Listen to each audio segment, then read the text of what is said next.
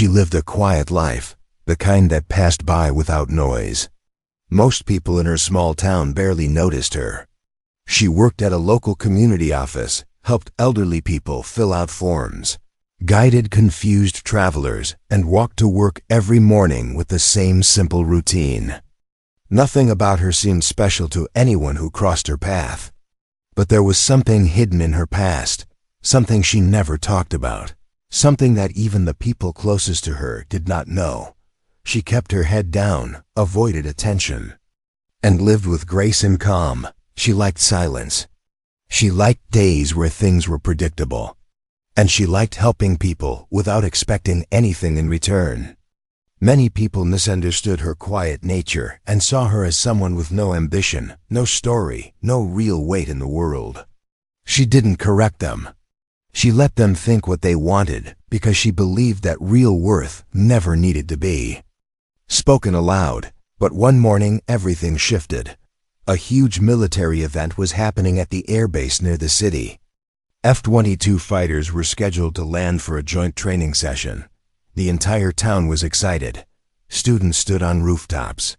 Families gathered near the fences to see the jets. Reporters rushed to get the best shots. Even people who had no interest in aviation came just to feel the ground shake when those powerful engines roared in.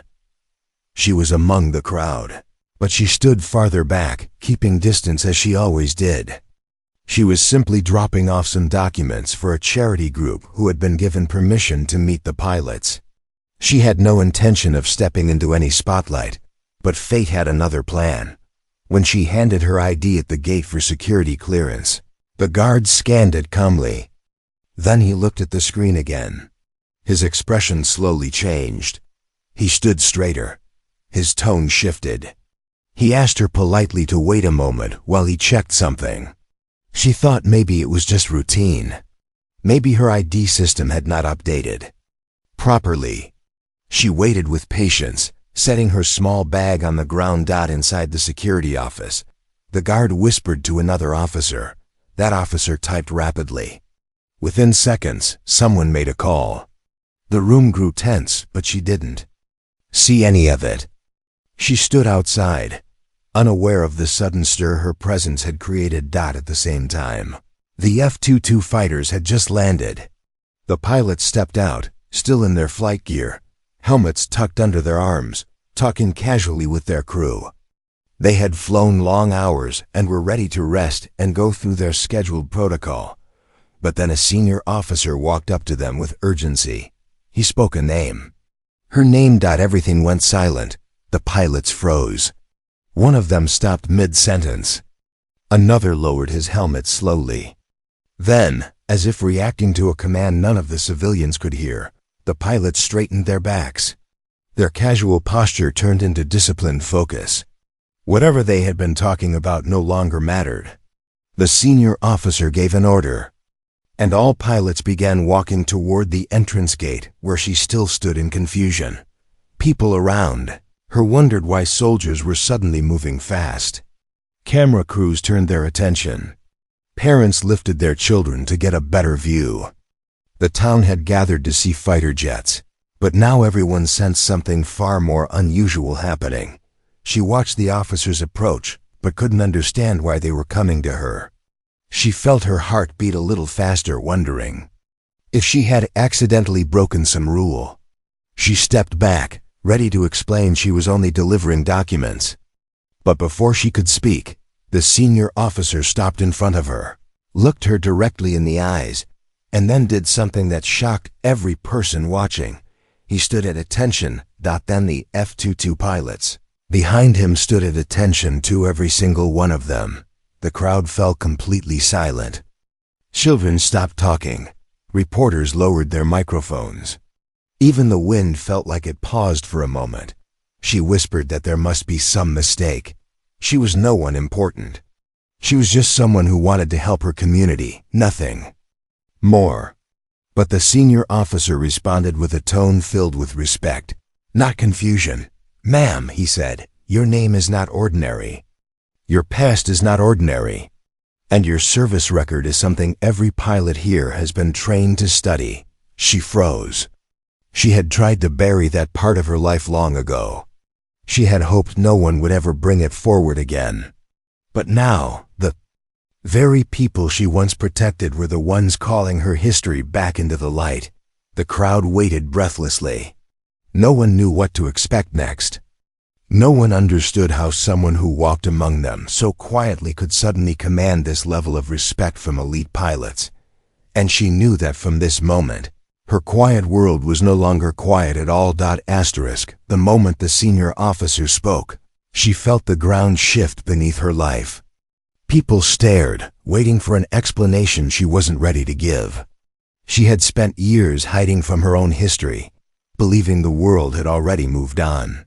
But now, as the pilot stood in perfect formation, she realized the world had not forgotten her at all. She tried to speak, but the officer gently lifted a hand, signaling that he understood her discomfort. He asked her to follow him inside the base for a private conversation. She hesitated, then agreed, mostly because she wanted the crowd to return to normal and the attention to disappear. Inside the base, the atmosphere felt different. Every soldier they passed lowered their eyes with respect. Even people who did not recognize her name reacted to the way the officer behaved around her. It made them stand straighter, salute sharper, and speak more carefully. She kept walking quietly, unsure how to process any of it. They entered a briefing room.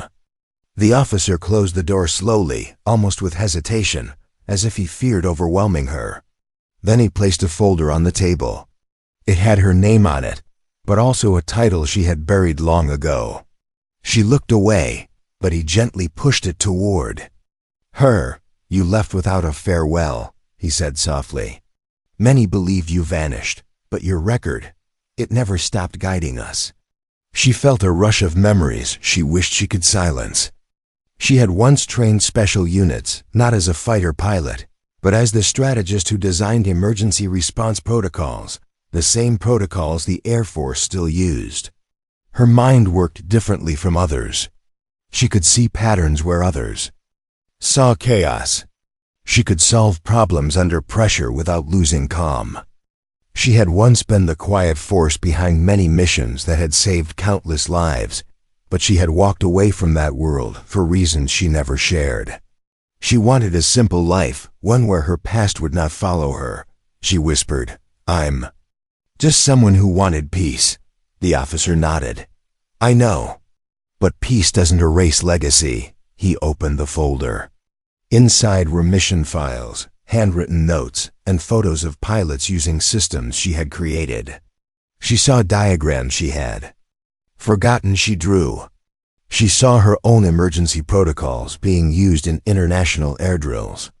And then, she saw something that made her sit down slowly, her signature attached to a training manual used specifically for F-22 operations. The officer continued, "Our pilots learned discipline through your framework. You changed how they think, how they react, how they survive. You may have lived quietly, but your work never stopped shaping the next generation." She closed the folder. Her hands trembled slightly, but she hid it. "Why reveal this now?" The officer looked at her carefully, choosing his words. "Because today, these pilots requested permission to meet you. They heard your name during routine clearance. They recognized it immediately. To them, meeting you is like meeting the person who taught them how to stay alive." A soft knock came at the door. The officer opened it, and the pilots entered still in their flight gear, helmets held respectfully at their sides.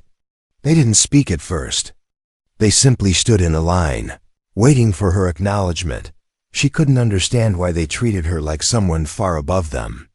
To her, they were the brave ones, risking their lives in the sky while she worked from shadows in the past.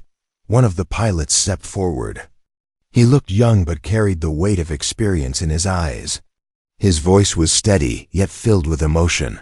"Ma'am," he said, "we studied your work before we ever touched our first aircraft.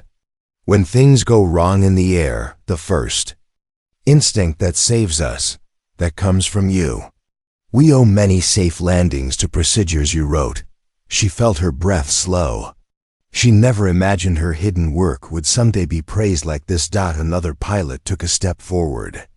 Last year, during a night mission, we lost navigation. The only reason I returned home was because I remembered a line from your manual, a line you probably don't even recall writing. She didn't respond.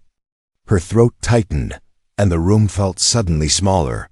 The senior officer spoke again. You gave this country more than most people will ever know. You did it without recognition, without medals, without applause. These pilots simply want to say thank you. For a long moment, she said nothing. She had never asked for gratitude. She had chosen to leave the military world because she wanted anonymity, not honor. But now she understood something she had forgotten. Quiet work could echo louder than noise. She finally looked up at the pilots. Her voice was steady, almost whisper-soft. I didn't expect any of this. I only wanted to help people from behind the curtain. One of the pilots answered gently, "Ma'am, your curtain never hid your impact." Silence filled the room again, but this time it was warm, not tense.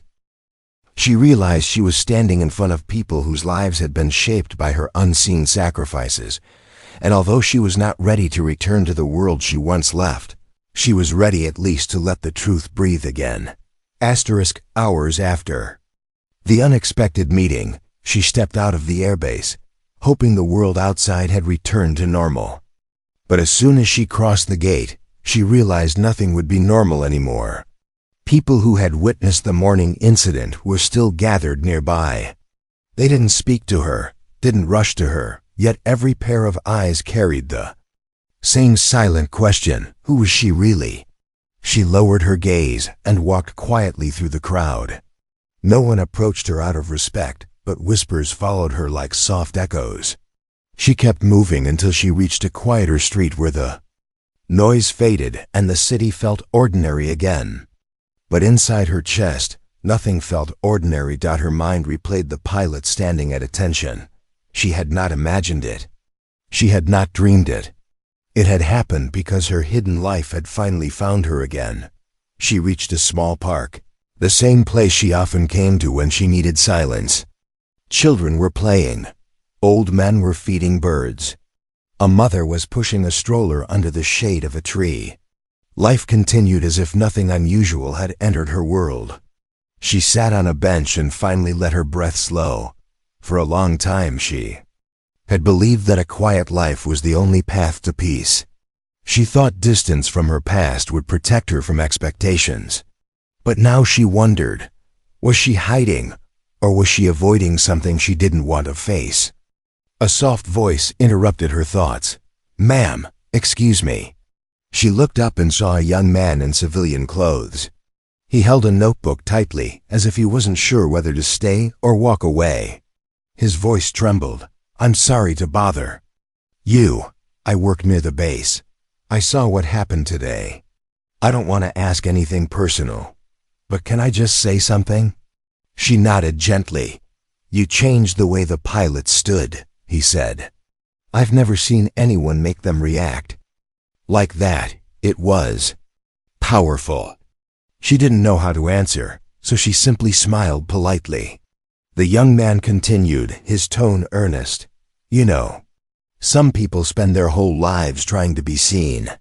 But you simply existed, and the whole place shifted." He thanked her for listening and walked away before she could respond. His words stayed with her long after he disappeared from sight. She leaned back on the bench, watching the sky. For years, she thought invisibility was her safety. But today proved that she had never really been invisible. Her work, her mind, her dedication had traveled farther than she ever physically had. Just then, her phone buzzed. It was a message from the airbase officer. "Ma'am, we request one more meeting. This time not about the past, but about what your knowledge can still help us with." She stared at the message, unsure how to feel. She wanted to disappear again. But she also felt something she had not felt in years, a pull, a purpose. A reason to step forward instead of backward. Before she could reply, someone sat beside her. She turned and saw an older woman from the neighborhood. She knew her lightly. They had exchanged brief greetings before. "You look troubled today," the woman said softly. "Is everything all right?" She hesitated, unsure how to explain something. "So complicated. It's nothing serious, just a busy morning." The woman studied her face with wise eyes, then nodded. Busy mornings are often the start of big changes, whether we want them or not. She smiled politely, but the woman continued. "Gently, my dear, the world sometimes sees what we hide. Not to expose us, but to remind us who we are." It felt like the woman could see right through her silence. She wondered if she had been hiding not from the world, but from herself. The woman stood up with a warm smile. "Whatever found you? Today maybe it didn't come to disturb your peace. Maybe it came to show you your strength." When the woman left, the park felt strangely still. Children's laughter echoed softly, but inside her heart, something heavy and long-buried was shifting. She looked again at the message on her phone. The pilots wanted her guidance, not her spotlight. They didn't want her past, they wanted her wisdom. They didn't see her as someone ordinary. They saw her as someone whose quiet impact had already saved lives. She closed her eyes and remembered the feeling of solving problems that no one else could solve. She remembered the long nights she spent developing safety protocols. She remembered the first time a pilot came home alive because of something she created. She remembered purpose, and perhaps for the first time in years. She missed it. She finally typed a reply, her fingers moving slowly but firmly. "I will come tomorrow." When she pressed send, she expected fear to rise inside her. Instead, she felt something steady, like standing barefoot on solid ground after months of drifting. Her quiet life had been safe. But maybe safe and meaningful were not always the same. The day drifted into evening, and as she walked home, she felt the world watching her differently, not with curiosity, but with newfound respect she had never asked for. She wasn't sure what the next day would bring, but she knew one thing. She was done hiding. The next morning, she woke before sunrise. The city was still quiet, wrapped in a soft blue light. She stood by the window for a long moment, watching the sky slowly brighten. Normally, she would start her day with a simple routine: tea, a short walk, and quiet work. But today felt different. Today she was returning to a world she once walked away from. She dressed plainly, just as she always did, and tied her hair back with care. She didn't wear anything that hinted at her past. She wanted the airbase to see her as she truly was now: calm, simple, unchanged on the outside, even if the inside was beginning to stir. When she reached the airbase entrance, something unexpected happened. Unlike yesterday, there was no crowd, no noise, no confusion. Instead, two officers quietly stepped forward and guided her through a separate path, away from the main entrance. They treated her with a level of respect that made her almost uncomfortable, yet she accepted it with grace. They brought her to a different building, smaller and older, with thick concrete walls and a single steel door. It looked nothing like the modern briefing room from the previous day. As she stepped inside, she immediately felt the temperature change. The air was cooler, the lighting softer, and the room carried a quiet weight. A large table stood at the center, covered with maps, reports, and simulation devices. Screens on the walls displayed flight patterns and emergency scenarios. She recognized them instantly. These were the same types of materials she used to design years ago. Her mind awakened at the sight of them, the way old skills reappear when they are needed again. A young officer entered, carrying a digital tablet. He seemed nervous, as if he was standing before a legend he had only heard stories about. But she gave him a gentle nod, easing his tension. "Ma'am," he said softly, "the pilots will join shortly.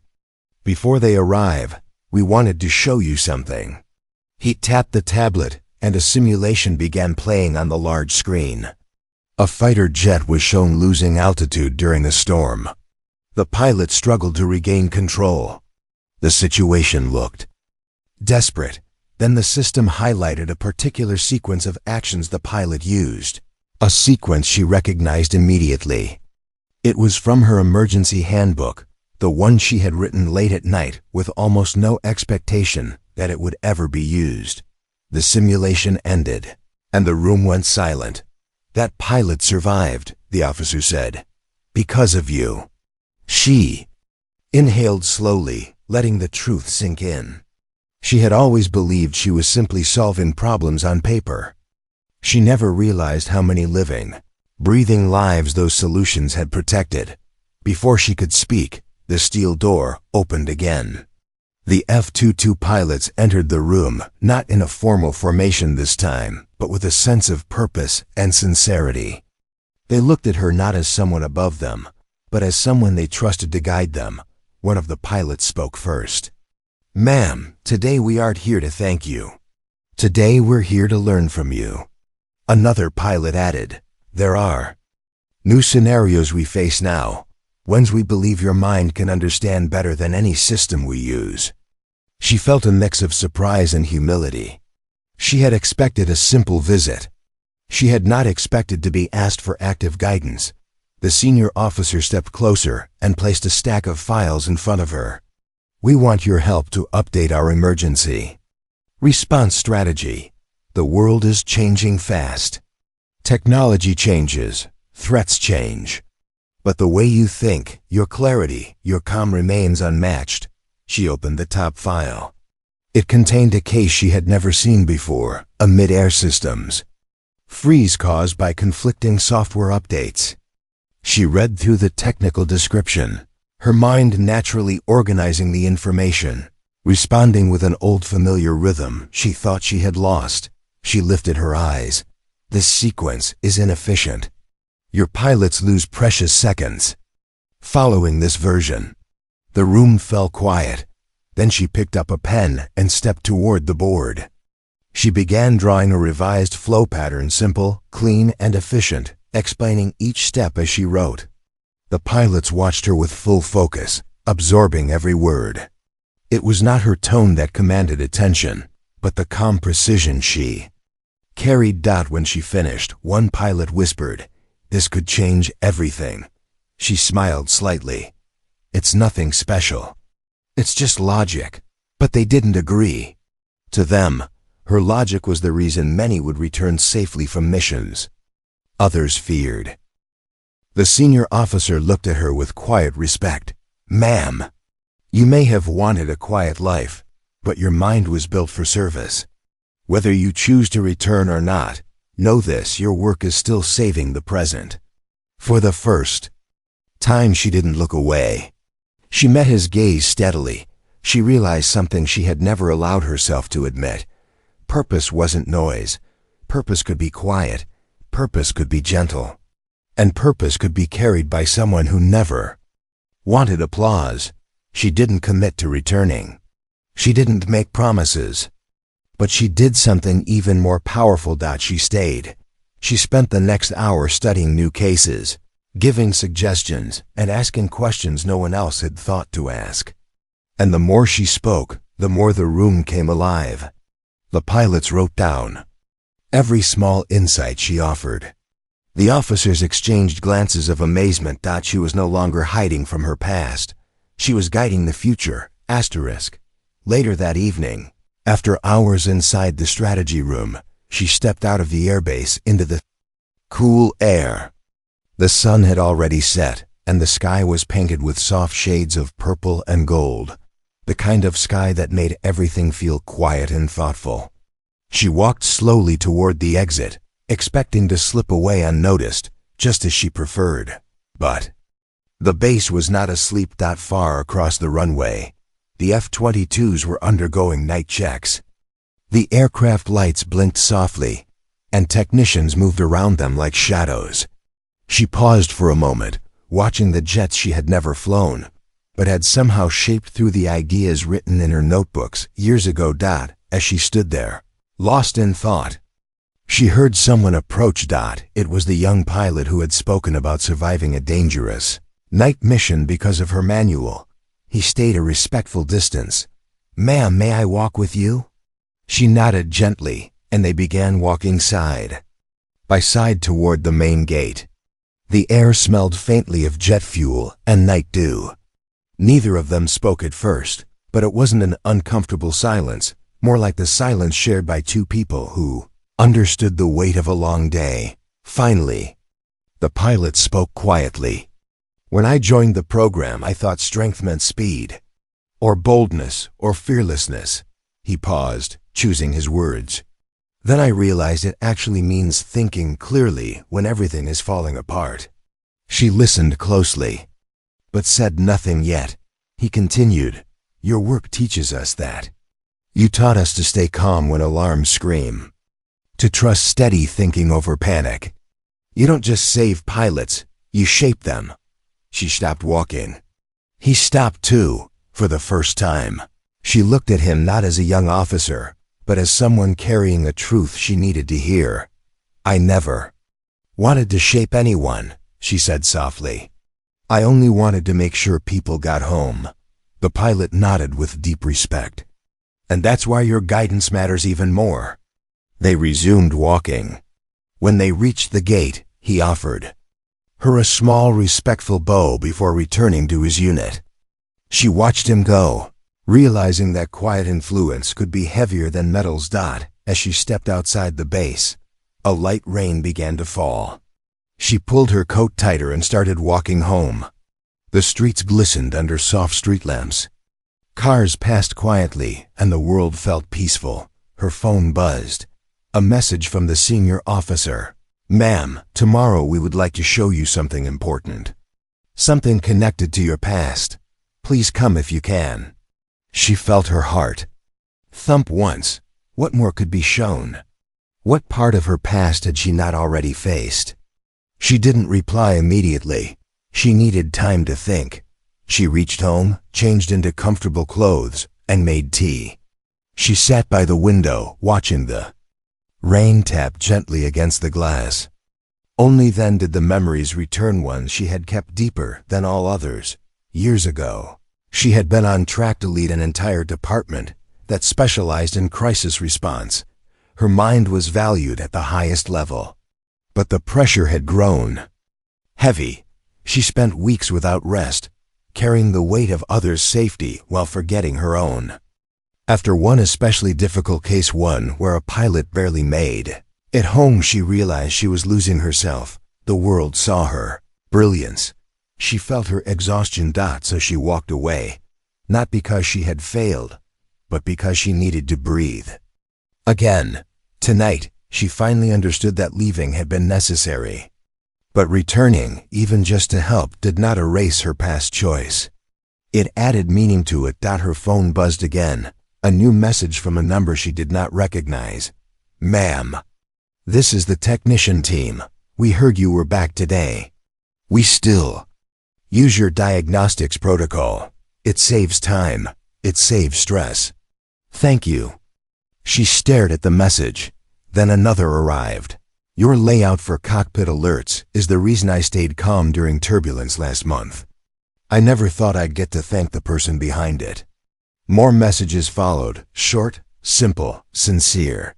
She didn't know how they had gotten her number, but none of them asked anything from her. They only wanted to express gratitude. Her eyes softened. She set her phone aside and leaned back, breathing deeply. For years she had believed she had vanished from that world, but the truth was different. Her work had lived on. Her ideas had traveled silently through hundreds of hands. Hundreds of missions. Hundreds of moments where calm thinking meant survival. Maybe leaving had not erased her worth.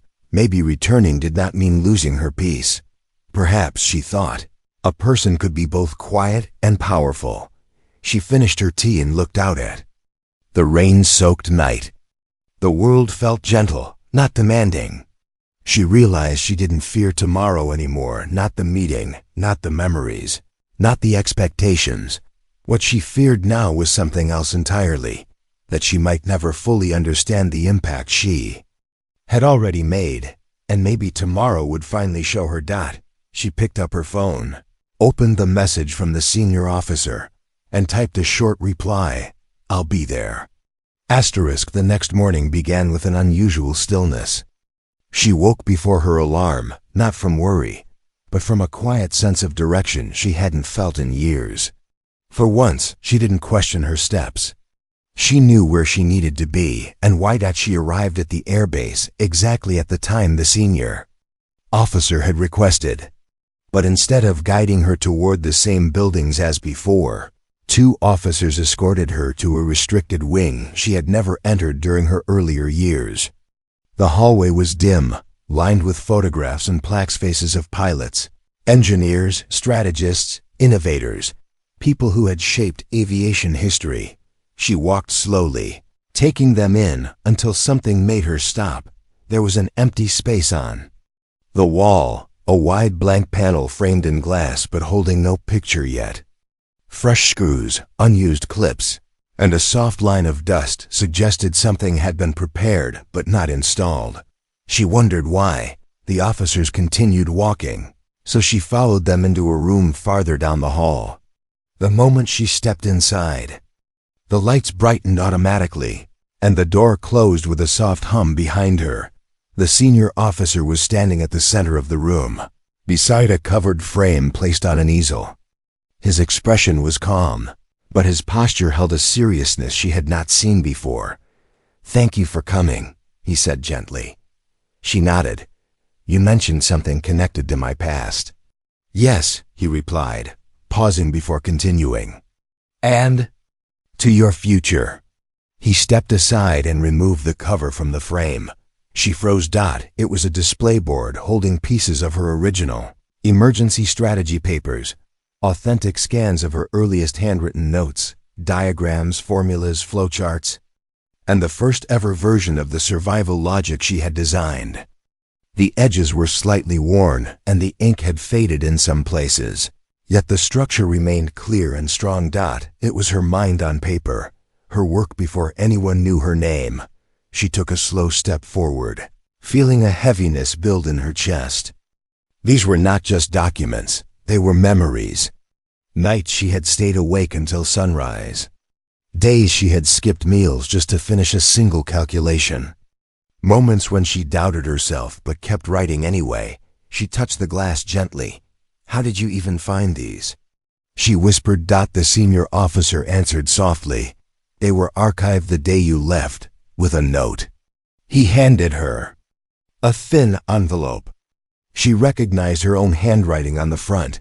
She frowned, trying to remember, but her mind could not recall writing it. Her fingers trembled slightly as she opened the envelope and unfolded the small note inside. It was simple. Only 7 words. "Use this only if it still saves lives." Her breath caught. She didn't remember writing those words, but she must have, and she had meant them. She had not wanted her legacy to be about status or praise. She had wanted it to be about usefulness, about people, about safety. The officer continued, "When your name appeared yesterday during clearance, we prepared a proposal. Something we've been waiting years to complete." She lifted her eyes, confused but listening. "We want to add your work to the Hall of Innovators," he said. "Not just the documents, your story, your contribution, your methods, your logic." She shook her head slowly. "No, I don't belong on a wall." "Ma'am," he replied gently, "you shape the minds of people who now shape the sky." She turned away, overwhelmed. She had never wanted recognition. She had run from it. But hearing these words now, after seeing the messages from pilots and technicians, after rediscovering her purpose, something inside her softened. Still, she didn't answer. The officer continued carefully, respecting her silence. "Before we finalize anything, we want your permission. And we want you to see what your legacy means not to history, but to the people flying today." He pressed a button on a small remote. Suddenly, the screen behind her lit up with video clips. Not dramatic scenes, simple ones. Pilots training, Technicians diagnosing aircraft, new recruits studying her emergency logic, instructors quoting lines from the manual she had written. Her handwriting appeared in the corners of diagrams. Her methods appeared on whiteboards. Her thinking appeared in simulations.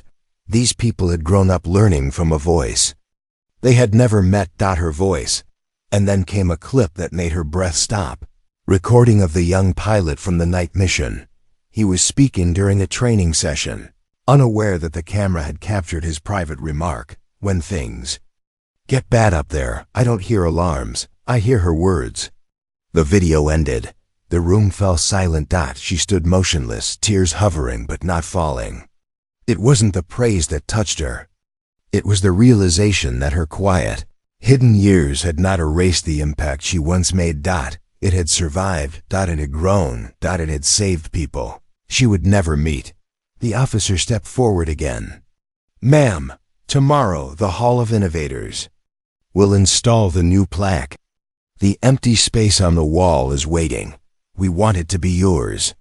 But the decision is completely yours. She closed her eyes for a moment. For the first time, she did not feel fear. She felt something steady, something warm, something like acceptance. Asterisk. The next day arrived with a soft golden sunrise spreading across the airbase.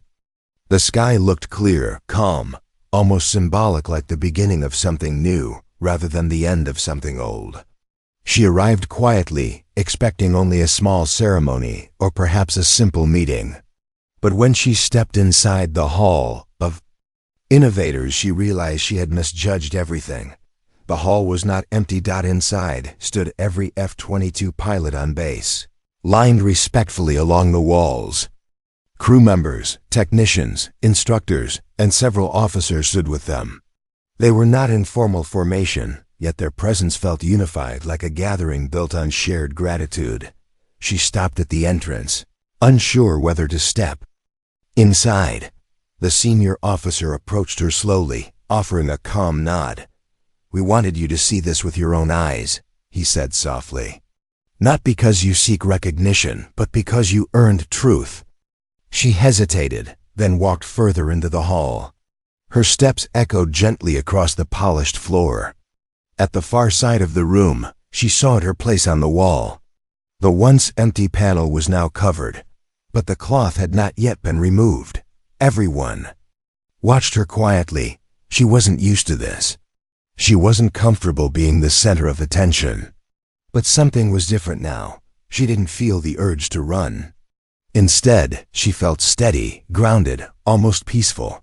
The senior officer guided her closer. Before we uncover it, he said, there is something one of the pilots wishes to say. The young pilot from earlier stepped forward. His posture wasn't rigid or formal. Instead, he looked like someone speaking from the deepest part of himself. Ma'am, he began, I want to share something you didn't know. She waited, listening with full focus. Last year, during the storm flight I told you about, the moment I thought I wouldn't make it back, I remembered a line from your early handbook. A simple sentence, it wasn't even technical. He paused, gathering his breath. It said, panic wastes seconds. Calm gives them back. She felt her chest tighten. She hadn't remembered writing that line, yet it sounded exactly like something she would have written late at night when trying to simplify complex survival logic. That line saved my life, he continued. And I realized something important. You never needed a cockpit to fly. You kept pilots like me flying with your mind. He stepped back, and silence fell again, an emotional silence, full of respect. She felt her breath shake quietly, but she steadied herself. For years she had believed she had disappeared from that world. Yet her words, her thinking, her unseen effort had lived on in others' actions, others' courage. The senior officer turned toward her once more. When you left, you wrote that these ideas should only be used if they still saved lives. They did, and they still do. He reached for the cloth covering the panel. But the choice to reveal your name to honor your work is yours alone. He waited. Everyone waited. She looked at the covered frame. She remembered the exhaustion that had once driven her away. She remembered the quiet life she built afterward. And she remembered the faces, the messages, the gratitude, the lives her thinking had touched without her ever knowing. She stepped forward, her hand lifted, calm and certain. She touched the cloth and slowly pulled it away. The hall remained silent. As her plaque was revealed, there it was, her name, her title, and beneath it, a short description. She transformed chaos into clarity. Her work guides those who guard the sky. Alongside the words were replicas of her early notes, diagrams, and a photo taken without her knowledge years ago, her sitting at a desk, surrounded by scattered papers, pen in hand, eyes focused and steady. A moment she had forgotten, but one that captured exactly who she was. She stared at the plaque for a long time, absorbing the truth it carried. She had not been ordinary. She had been quiet. She had been hidden. But she had never been ordinary. When she finally turned around, every pilot in the hall stood at attention. This time, not because of protocol, not because of rank, but because of genuine honor. She lifted her hand softly, not a salute, just a simple gesture of acknowledgement. And every pilot lowered their salute in unison, creating a moment that felt powerful, grounded, and true. The senior officer approached again. "This wall is history," he said. "But you, ma'am, you are still the present."